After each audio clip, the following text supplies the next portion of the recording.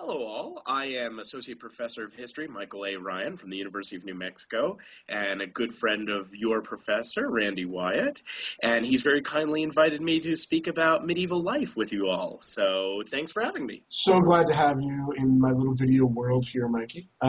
Could you let's what life in the Middle Ages was like? We just kind of like on Monday I talked a little bit about just kind of what life was. Basically, I said it sucked. So maybe you can illuminate that a little bit better than I can. I think parts of it certainly sucked, and for large swaths of it, for a lot of people, I'm sure it did suck, actually.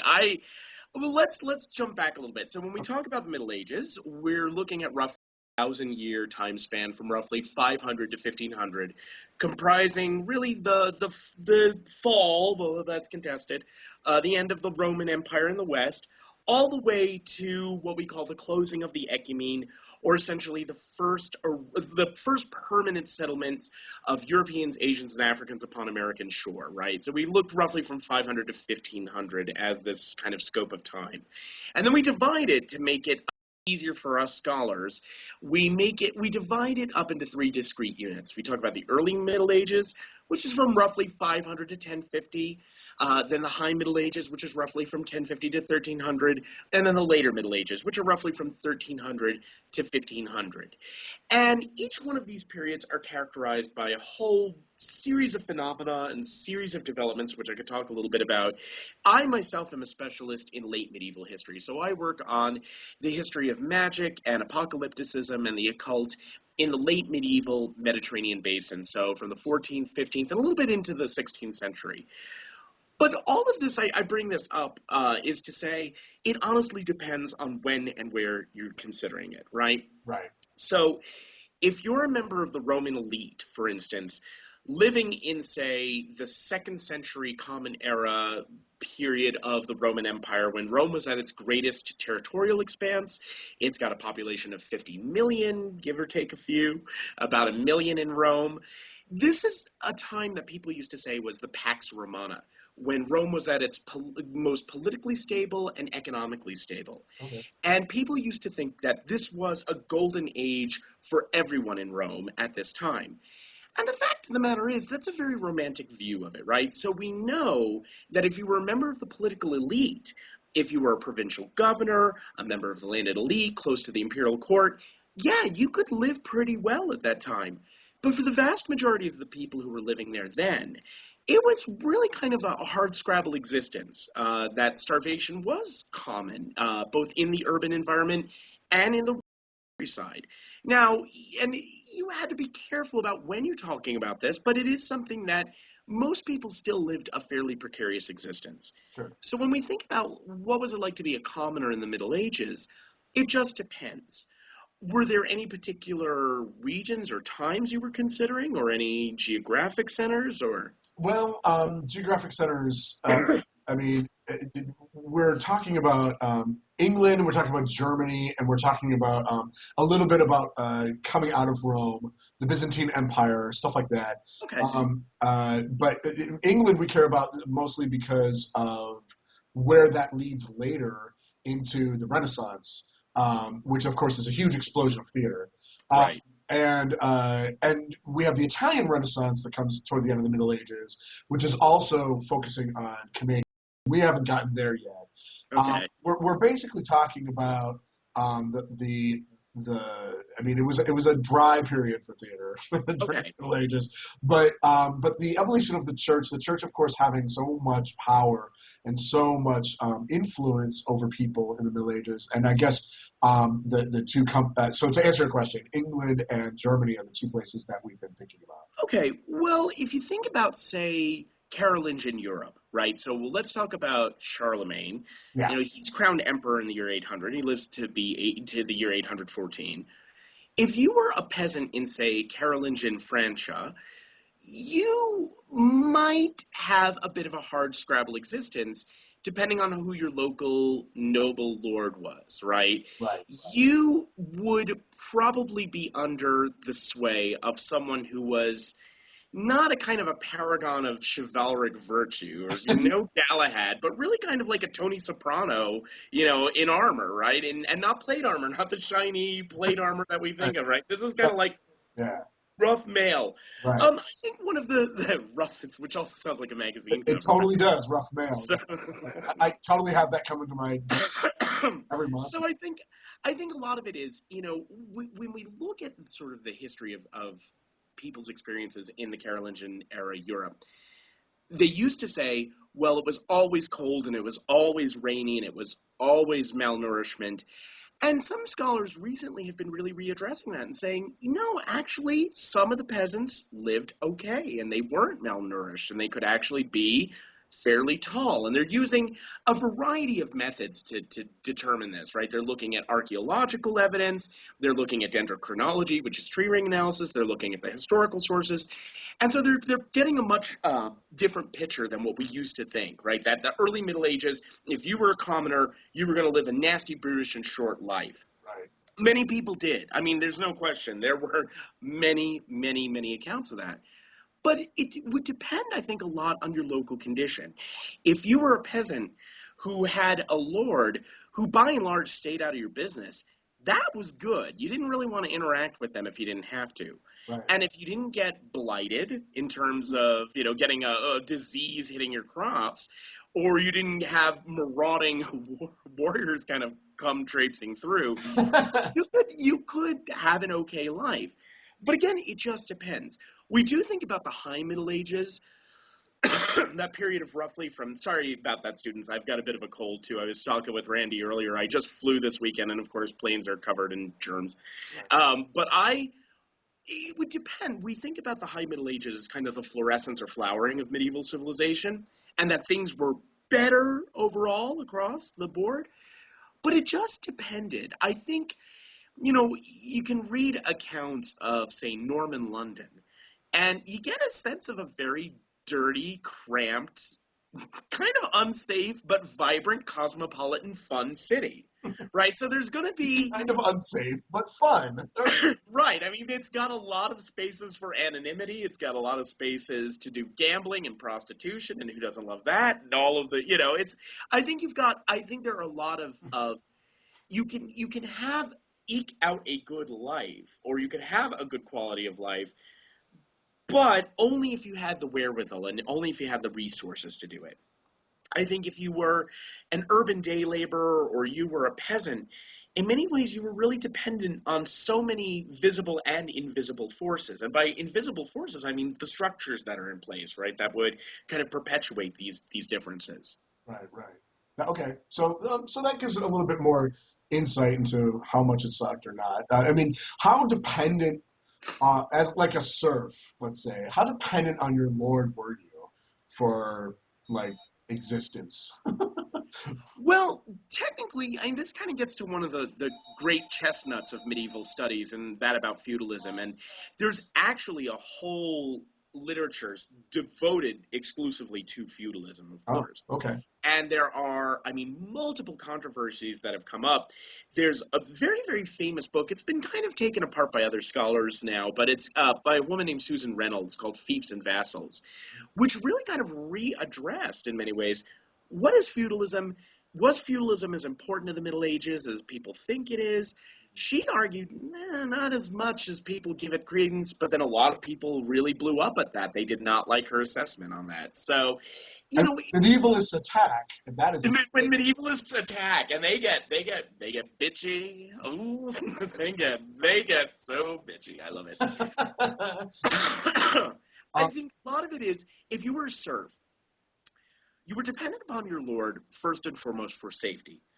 And we talk about feudalism, and there's a very, very famous 2-volume study, old study, but it's still a classic of medieval scholarship, called Feudal Society by Mark Bloch, who was a medieval historian, actually was assassinated by the Nazis because he was a resistance fighter.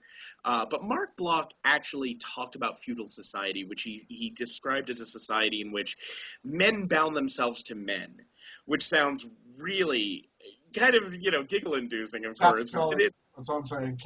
Catholic school. Uh-huh. Right. Oh, it totally is. It's full of Catholic guilt, right? Binding men to men. But it's also it's this question of why do you engage in these sort of these ties of mutual obligation and reciprocation that more often than not fell apart. But it's interesting. I mean, if you were, say, a peasant, you would first and foremost want your lord to protect you, because in the ninth century and in the 10th century, it's a period of great unrest. There's a period of invasions from Viking marauders from the north, from Magyar horsemen from Central Asia, and pirate attacks are rife in the Mediterranean from North Africa. Wow. And so Europe is really in the kind of second half of the ninth century, and then into the 10th century, and even into the 11th, is in a really defensive state. A serf would be expected to be protected by his lord, right, the manorial lord, in exchange for this labor. Okay. But the thing is, it's not just that the Lord is expected to protect them, but also to weigh in on matters of justice. So, for instance, if peasants had conflicts in, say, and we'll just say a 10th century village in West Francia, let's just use something like that as a kind of a model, and there are disputes over liquid wealth, the property that you transfer to one household or another, or if someone dies intestate, right, without an heir named, Okay. or if there are even like internal violence issues within the peasantry, the Lord would intercede by having a manorial court. Huh. But peasants didn't really want to engage with that because the Lord was always a very distant figure, Mm. or supposed to be. But the lords gained all of these benefits and all of these fees that had to be paid for the use of the mill, for instance, to fish out of the pond, to use the grazing land. So Wow. these matters could be quite profitable. Okay. But how much extent of kind of interaction you'd want with your lord, as little as possible. Because you could very well, I mean, we see in movies, for instance, how lords are always seen as these kind of like tyrants who come down, on their horse, and they use the horse to shoulder the peasants out of the way. Well, they sometimes did do that. I mean, you could have a bad lord, right, who Yeah. literally lorded over the peasants. But you also wanted to keep your peasants happy, and you wanted to make sure that they were going to be working, Right. that they were going to be profitable for your manor. So when they needed your assistance, if you were responsive, that was fine. Then you helped out. But there was a real cultural divide between them as well. Okay. Peasants and lords would not have intermarried, right? And Right. we always think of like the Disney thing, right, where a princess is going to be a peasant girl is found by a lord That's and that's brought in, very very Disney. All right? this folklore, and it's coming through an American lens where that's actually a thing where Right. there's no caste system. But this, like, you are not traveling out of your caste during medieval It's interesting because the peasantry life itself was very socially stratified as well. I mean, you could have peasants amass significant wealth and social standing in their own communities as well. time. Okay. And usually that's the representatives of the peasants would be the ones who had most to gain by interacting with the Lord because they were the ones who were most powerful. The flip side is, of course, they had the most to lose too, Right. right? Right. If anything went wrong. Right. They're like a Denny's manager. They are like a Denny's. They have something to lose. It's true. So okay. So uh, during this time, lords could have traveling performers come to entertain them. During dinner, of course. And one of my questions was like, if I know that these traveling performers lived a very precarious existence. I didn't know though and I don't know whether you know this, whether lords kept their own like stable of performers, of jugglers, of comedians, or whether and if they just stopped liking one of them, like did they just boot them out? Did they provide for these performers? So I'll let you talk. Like tell me a little bit Sure. about that. Oh yeah, no. Particularly when we get to say the rise of the princely courts, Okay. when we look at say high but particularly late medieval noble and monarchical courts, Okay. absolutely they'd have retinues of musicians and entertainers on staff, and you had to pay them. I mean, these were not, of course, they weren't serfs, they weren't slaves, they weren't, there against their will. They had to have a salary. Okay. And it became part of a kind of a bit of a conspicuous consumption display, right? Right. Whoever's court could have the most grand entertainment. We think of these kind of lavish theatrical feasts where you would have, say, a roast pig with like a little roast chicken on it, riding it into battle, right, as a centerpiece, or What? peacocks that were, oh yeah, no, I can send you a picture of that if you Yeah, want, please actually. do. That's amazing. Yeah, Yes. it's fantastic. I'll definitely send it to you after we get done with this. I'll send you the chicken riding the pig, and then kids, you'll see it. Students, you'll be like, "Holy cats, he's not lying." Or, if you have like a peacock that's roasted and then redressed with all the feathers, so it just looks like a living peacock sitting there, and then but that's all very, very kind of late medieval. I mean, we're really getting into the later Middle Ages. There's some in the High Middle Ages, but the theatricality of this conspicuous consumption is part and parcel using musicians and jongleurs and entertainers. And yes, you had to pay them, right? They were part of your court costs, right? The operating costs of your court. Sure. And when kings or nobles would when they would spend frivolously on this, and they couldn't, if they weren't garnering enough taxes, or if they weren't being as good advisors. I mean, there's a whole host of reasons you can gain criticism.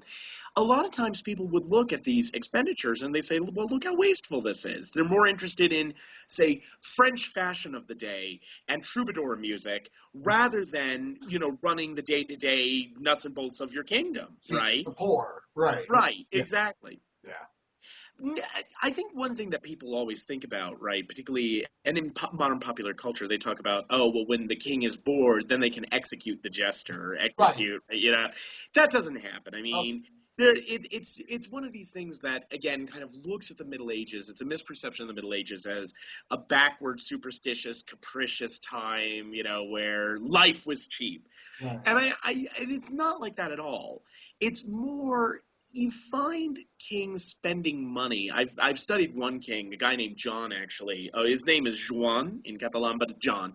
He um he really spends quite a lot of money on his court entertainment, and it involves musicians who are playing like the best known hits at the time, right? This is like they're playing their version of the top 40 singles, right? Or Billboard's top 100. Right. But they're paying, he's paying them. He's paying all his retinue that's in charge of his hunting dogs and his falcons.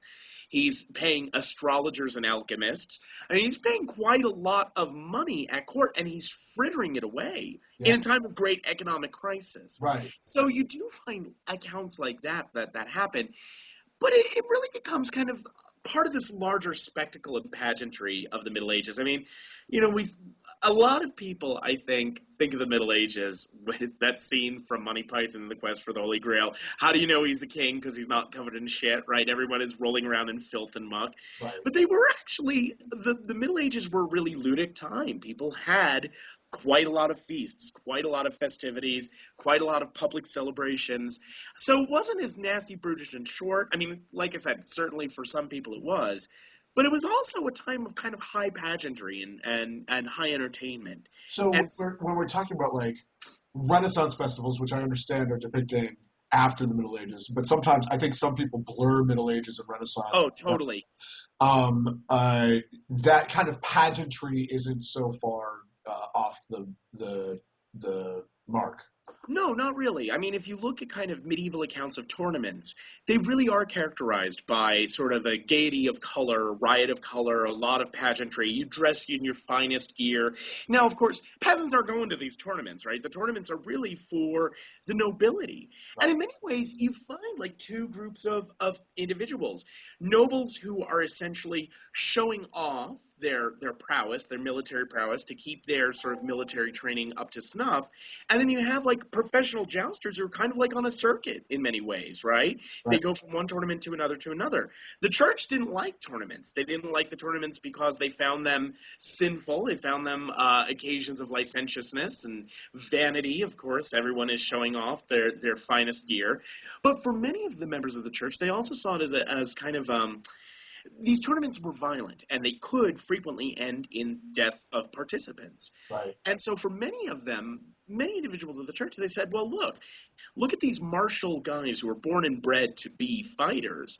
Why don't we harness that energy in different ways?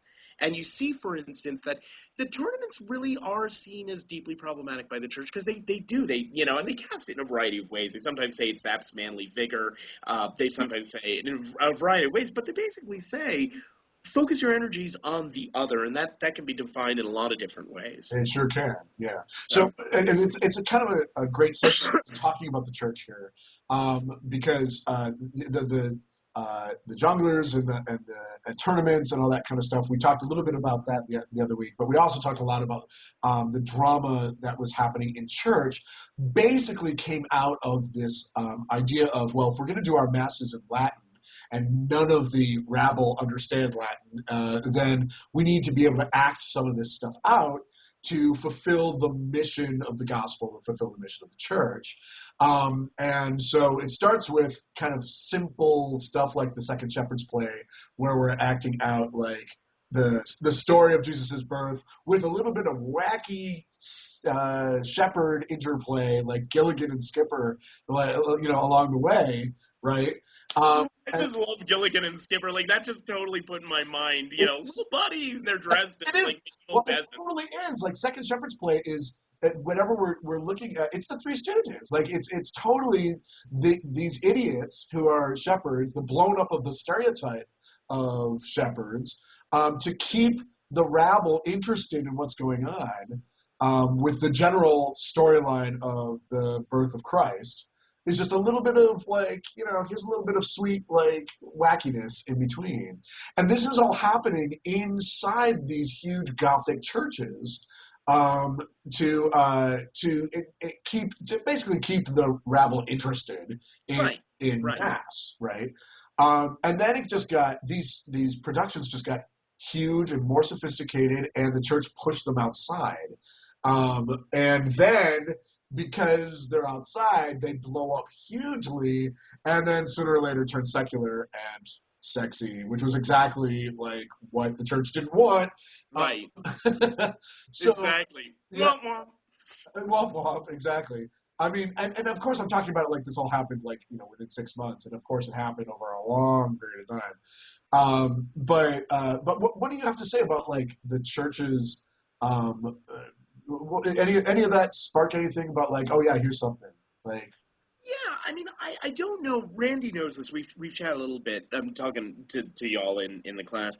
I'm not a specialist in theater history, but I know a little bit about this stuff in terms of kind of the popular piety of the time and how people reacted. And what Randy's getting at is spot on. This notion that, well, how do you entertain people? Well, you have to make it exciting. You have to be able to visually arrest them and do things that are going to kind of keep their attention because this is largely an illiterate society. I mean, again, it depends on place and time and where we're looking and what social classes we're looking at, but the vast majority of people were illiterate, right? So if you're going to have this big play or you're going to have some sort of a moral drama, you're going to have to pepper it, right, with scatological humor, right? Because farts are hilarious, right? That's the thing. We've got to make sure that, that people are going to be brought in. But you see this in the art and the architecture as well, where you go into these churches and you're sitting there, and of course the mass is in Latin, and you're not going to understand what it is. So you just sort of wander and you look around, you let your mind wander, and there are all of these images of saints and of martyrs and of biblical scenes, right? That would resonate, that would have some sort of not only an arresting visual quality, but might spark a form of recognition that provides a rudimentary form of biblical education, right? Sure. So that's all part of this world in which popular preaching and these play cycles and all of this are operating, right? This kind of, again, a very ludic atmosphere within the Middle Ages. And I'm certainly not trying to say that all of the Middle Ages were just, happy, shiny, fun times, because they weren't, right? Again, it all depends on a lot of factors. But the fact of the matter is that these plays, in many ways, are part of a much larger visual and artistic tradition that really seeks to provide you some degree of information by any means necessary. You're not going to understand what's happening, but shit is it theatrical when the priest behind the root screen, holds up the transubstantiated host. I mean, that's high drama Right. right there. It's high And it drama. works. Right, right. Especially in a Gothic cathedral. Like Absolutely. that's a big deal. Yeah, yeah. I think stuff like that is very interesting. I mean, I think it's genuinely fascinating. One of my former colleagues, I told you all I teach at the University of New Mexico, but I taught for many years at Purdue University in West Lafayette. And a friend and colleague of mine in the English department, his name is Paul Whitfield White, has done a lot of work on these cycles, particularly in the English context. Because I remember you saying that earlier, Randy. You were really interested in the English experience. Yeah. Paul White has done some really good stuff with that, and he's actually taken students to reenact these cycles, these various kind of play cycles, Wow. which when I was there, it was, I mean, they did a fantastic job. These students were outstanding. And one of the things that comes through in these cycles, these urban play cycles, is the whole town would be involved, right? Right. You go from essentially one site into the town to reenact another biblical scene, right, into this narrative of this play that suddenly comes up to a climax later in another part of the town. I think that sort of stuff is absolutely fascinating, and it Totally. shows how essentially both the elite and the commoners are kind of tied within this celebratory environment, right? Absolutely. Right. And it's one of those early times. Interestingly, even though the Middle Ages is not a fantastic time for the evolution of theater, it's a unifying communal event That's cool. where it's making, for one brief time, both commoner and elite are human. Let And me give you. that's Oh, go ahead. I yeah, want to give you a modern example of that because that actually struck me this summer. So I was in Venice working on my new book, and I was there doing the research. And one about the last week I was there, they had the Festa del Redentore, and this is in July, and it commemorates essentially the ravaging of plague in 16th century Venice, and then after the plague abated, this church of the Redeemer was essentially erected, and they celebrated in commemoration of, thanks God for not wiping out all of Venice, right? Just only a third of us went this time, right? appreciate that. Right. Yeah. So exactly, good on you. But the thing is, they have a big fireworks celebration, and so people are in the Piazza San Marco, right at the edge of the lagoon where all the gondolas are lined up, and they have this amazing firework display. Well, I was fortunate enough to be there with some friends, and so we watched it. But behind you is the medieval ducal palace. So this is where the doges of Venice resided. Okay. And it was so funny because I turned and there's a sea of us, right? All staying there, oohing and eyeing.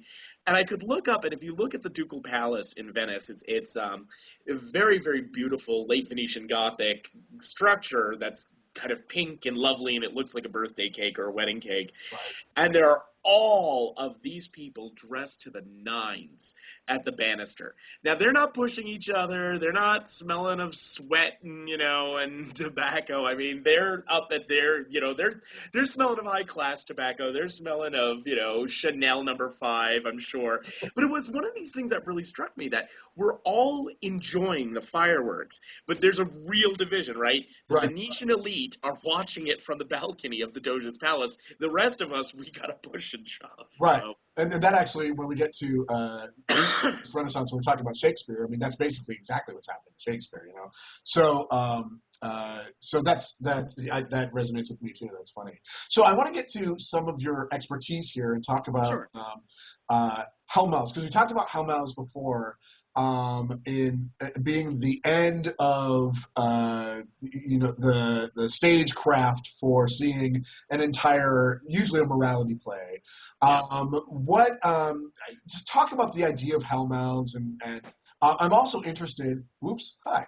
I'm also interested in how the occult comes into such a church-drenched time in history. and how maybe I might be able to ping some things about theater history as you talk. So, Sure.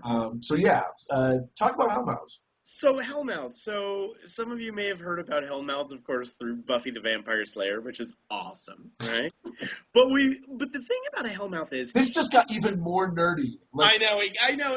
As like, go ahead, Rick. Skyping medieval history, and then you bring up Buffy. Like it can't. It seriously connects. Excelsior! Right, right. It's nerdtastic. Basically, when we think about Hellmouths, they're part of this kind of late medieval, early modern apocalyptic iconographic tradition. So we think about the apocalypse as sort of the unrolling of everything, right? The breaking of the seven seals, everything falls apart. You've got the judgment of the living and the dead. Time comes to an end, right? The teleology is ended. Right. Hellmouths are these monstrous, essentially these monstrous maws of lions. They're supposed to be lions, Oh. in which all of the damned are basically just getting shoved into hell. It's like, well, you are all screwed. And one of the things that you see, and that's why I bent over, is that I have actually a depiction of a hellmouth I wanted to show you from. This is the Getty Apocalypse. It's a facsimile of it, not the real Getty Apocalypse, of course. But you can see that that leonine-looking thing right there looks like a big mad kitty cat. Okay, that's a hellmouth, and you can see a demon coming out of it, right? Right. But one of the more famous ones, and hopefully, I'm sure most of you, or at least a lot of you, have seen Albrecht Dürer's The Four Horsemen Apocalypse, the very, very famous one where you've got the Four Horsemen of the Apocalypse and one of the angels from the Apocalypse kind of spurring them on. Well, there's a hellmouth in the lower left corner, and you see bishops, and you see a king, and you see basically bourgeoisie being thrown in there, Oh. and to be consumed by hellfire, right? Right. Right. Like you do. Right. Yeah. But these hellmouths are designed to kind of arrest the viewer, right? This is something that you see, holy cow, this is what's going to be, this is where I'm going to end up going if I don't change my ways. Right. We find, for instance, late medieval preachers like Savonarola or Bernardino of Siena would use these kind of very theatrical ways to develop huge crowds, right? In order to get crowds, you talk about apocalyptic themes. And what's the best way? Well, what are the pains of hell? Very, very lurid descriptions about what it would be like to be in hell and what it would be like to be tormented, what it would be like to be brought into a hellmouth. All of this is designed essentially to kind of give you a bit of a whoa moment, right? Right. At least from their perspective. How well that actually played out, some people, I'm sure, were genuinely terrified by it because that still happens today. You hear about apocalyptic discourses being used in a whole host of pernicious ways to terrify, Sure. right? Right. But I'm sure there were also people who were, when it was all said and done, they were like, meh, I've seen better. He gave that sermon 3 weeks ago, and it was better then, right? I'm sure you had plenty of people like that there, Do too. you, when you say that, like they threw kings and stuff into hellmouths, do you know whether they actually were there actors depicting specific kings or?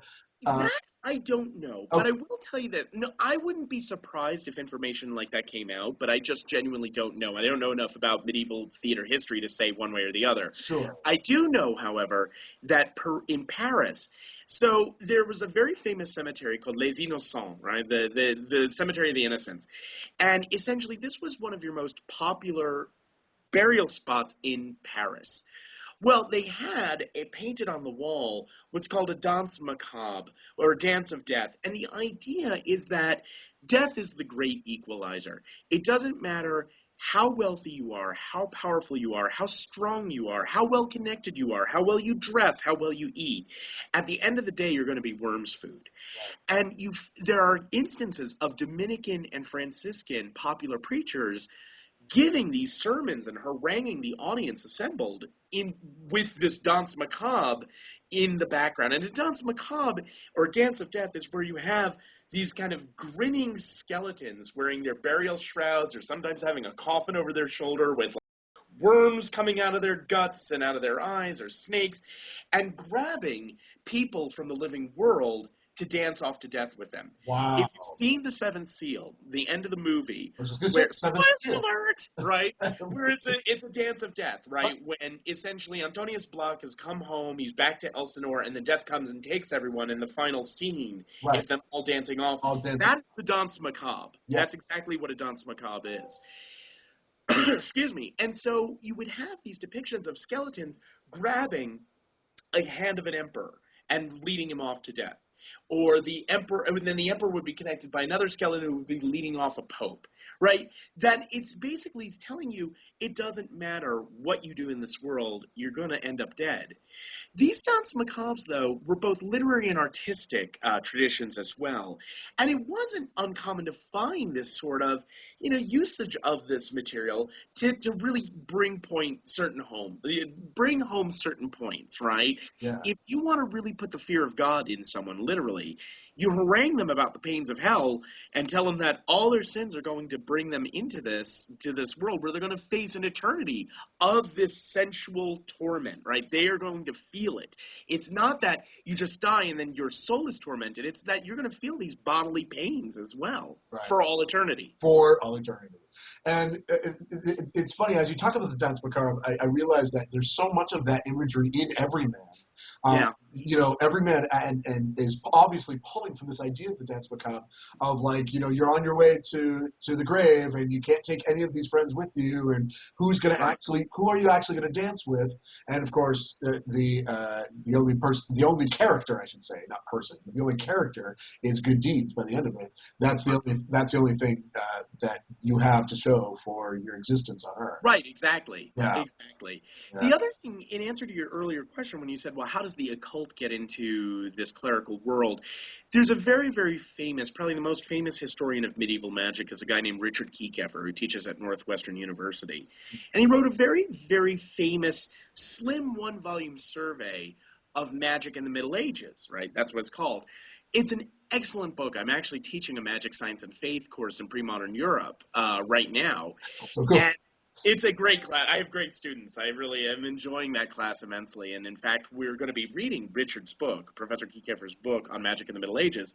But he talks about magic as being part of a clerical underworld, right? Mm. That it's interesting by its very nature.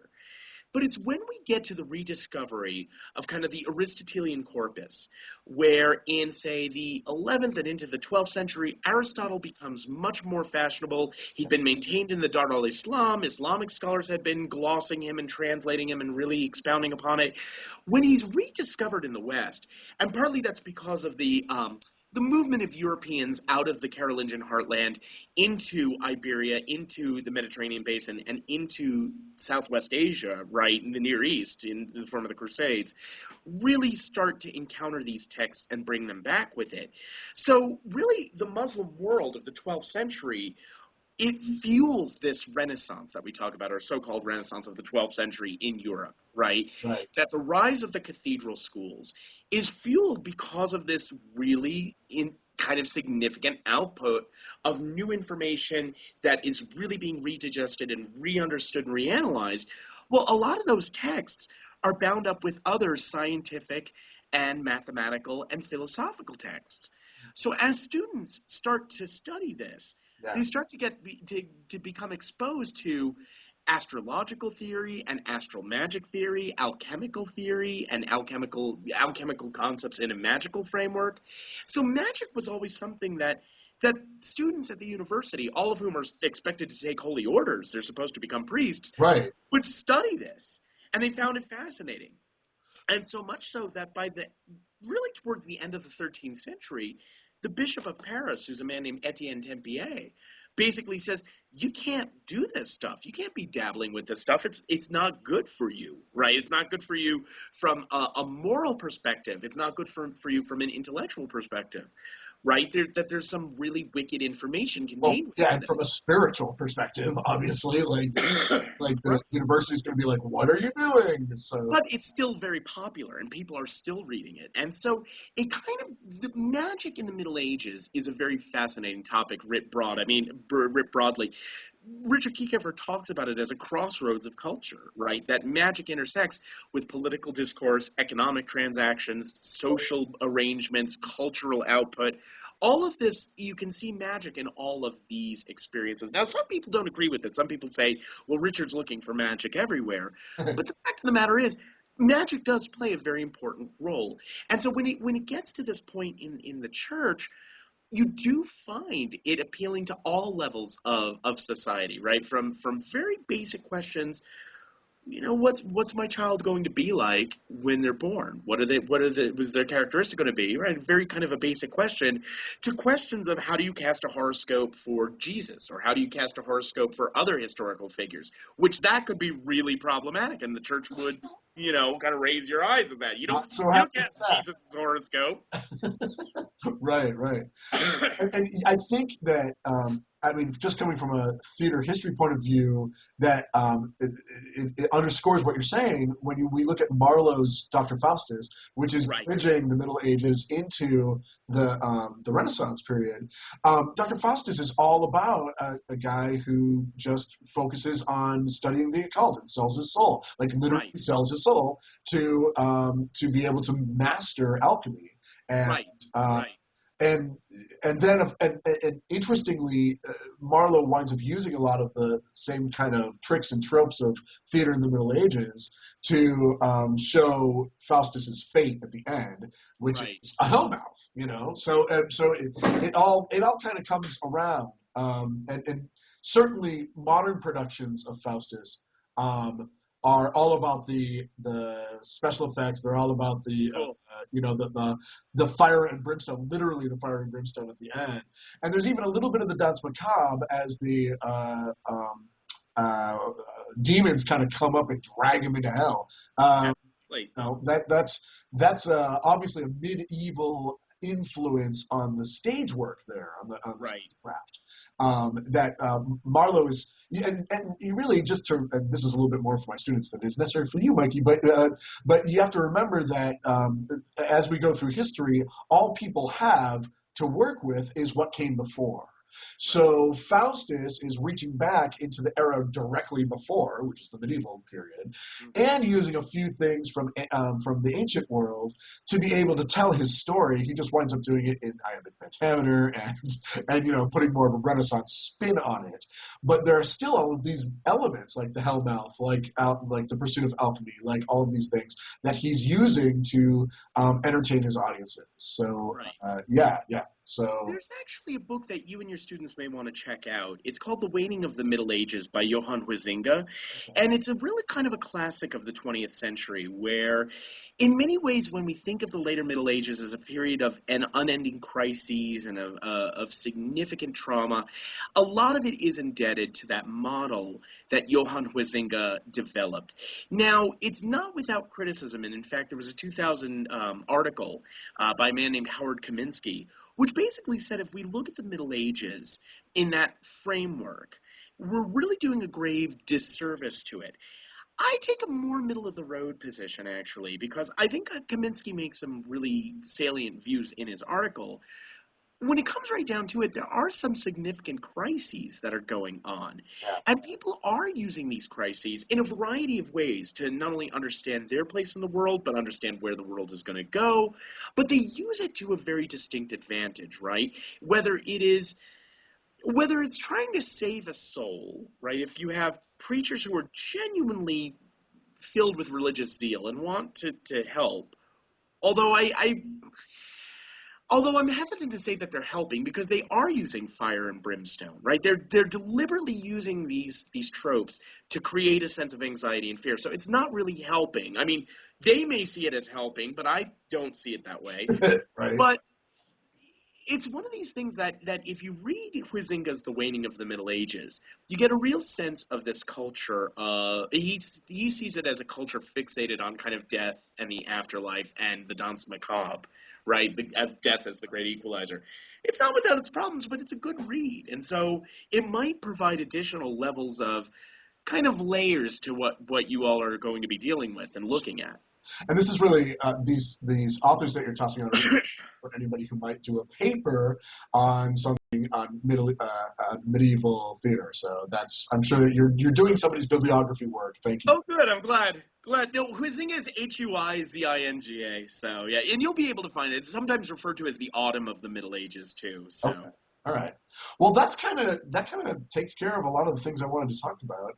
And good. so I appreciate your time. Thank you so much, Mike, for actually teaching my class today, which is Oh, well, thank you guys for having me. I really appreciate it. And if you'd like to buy a present for your friends and families at the holiday, may I suggest A Kingdom of Stargazers, Astrology and Authority in the Late Medieval Crown of Aragon by Professor Michael A. Ryan. see. Randy said I could plug my I book too. totally said you could plug your book. It's all about plugging your book when you're doing this kind of thing. So It's actually my book it brings up some of the stuff that we've talked a little bit about because I worked on astrology, its problematic role in medieval discourse. Why is it such a problematic discipline? And then how does that intersect with notions of authority and how authority is constructed in the later Middle Ages, using the Crown of Aragon as my case study? okay. I strongly recommend it's.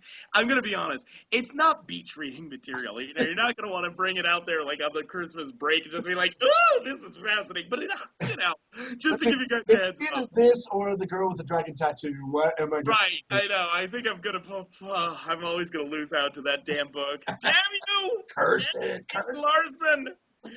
I could have been a contender. I know. Awesome. Thank you, Michael. And I'm sure I'll talk to you soon. You have, Yes, definitely. And thank you guys for having me and letting me prattle on. So, all right. Thanks a lot. take care.